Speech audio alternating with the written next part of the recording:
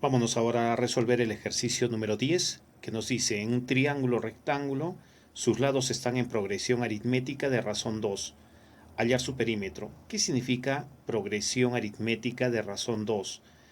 La progresión aritmética es una sucesión de términos que van incrementando de manera constante y aditiva una misma cantidad, en este caso 2.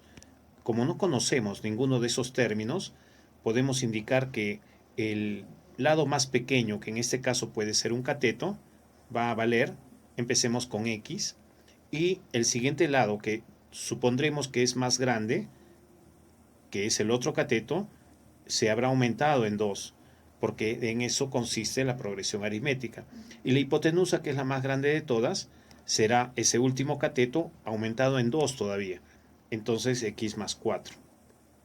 Eso significa de que los lados estén en progresión aritmética, están aumentando de 2 en 2.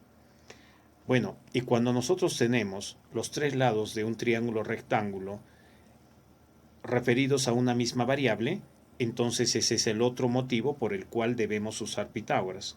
Usando Pitágoras diremos: el cuadrado de la hipotenusa, reconozcamos bien cuál es la hipotenusa. Es aquel lado que está frente al ángulo recto, es aquel lado que tiene la dimensión más grande, en este caso x más 4. Cuadrado de la hipotenusa es igual a la suma de los cuadrados de los catetos. Nuestros catetos son x y x más 2. Pues tenemos que elevarlos al cuadrado. X al cuadrado más el otro cateto, x más 2 al cuadrado también. Entonces desarrollamos el cuadrado de un binomio que se nos presenta aquí y aquí también. Sería cuadrado del primero más el doble producto del primero por el segundo. El primero por el segundo es 4x, el doble pues es 8x, más el cuadrado del segundo, el cuadrado del 4 es 16.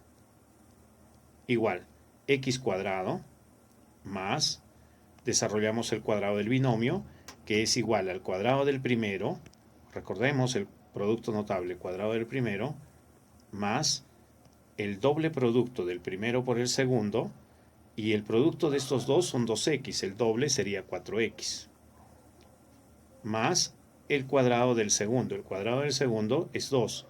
2 al cuadrado, 4. Entonces ya podemos ir reduciendo un poquito de nuestros términos y vemos que se pueden cancelar x cuadrado en ambos miembros, porque al pasar al otro miembro va a pasar con cambio de signo. Y ahora escribimos en el segundo miembro el x cuadrado que nos va quedando. Ahora vamos a calcular el término x. En este miembro tenemos solo 4x, pero del otro miembro va a venir el 8x con signo cambiado, menos 8x. 4x menos 8x es menos 4x.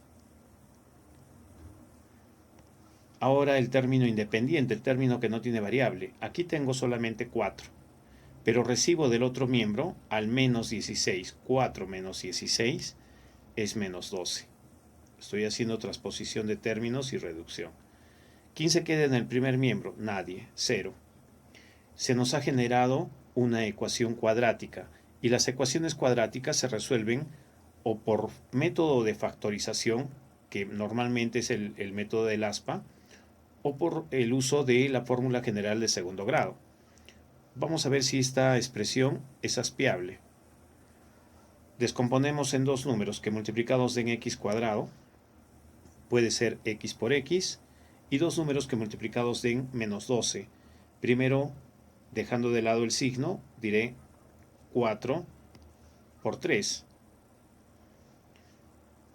Pero 4 y 3 no van a restar menos 4. Entonces lo que tengo que proponer son otros valores. De repente el 6 por 2. Voy a colocar 6 por 2. Y ahora van a ver por qué. Voy a hacer la verificación siguiendo el sentido del aspa. X por 6 es 6x. Tenemos que saber factorizar por el método del aspa. X por 2, verificamos que es 2x. Y lo que yo necesito obtener aquí como resultado de esta reducción es el término central, menos 4x. ¿Es posible que 6x y 2x sumados o restados me den menos 4x? Sí, siempre y cuando el negativo esté en el 6x, en el mayor. Entonces aquí debería ser negativo. Efectivamente me faltaba un signo negativo aquí para que pueda compensar este negativo del menos 12. Entonces ya ahora todo está completo y todo cuadra perfectamente. El término obtenido coincide con el término central que tenemos aquí. Entonces ya podemos armar los factores. Los factores serían x menos 6 por x más 2, y esto estaba igualado a 0, ¿sí? Nuestros factores son x menos 6 por x más 2, pero esta expresión estaba igualada a 0, por eso la igualamos a 0. Ahora, ¿cuándo el producto de dos números da 0? Cuando el producto de dos números da 0, cuando alguno de ellos es 0, porque si no, no saldría 0.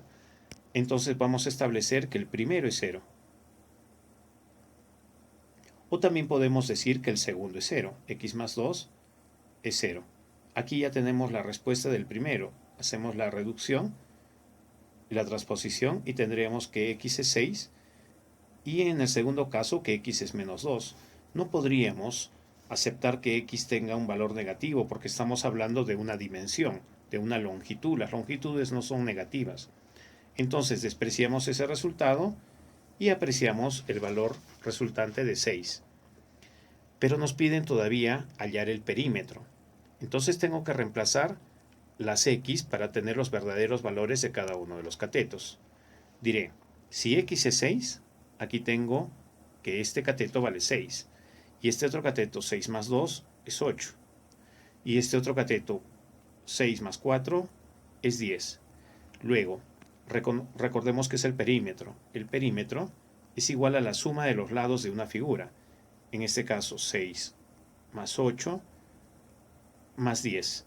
6 más 8 es 14 y 10, 24. 24 unidades sería nuestro perímetro.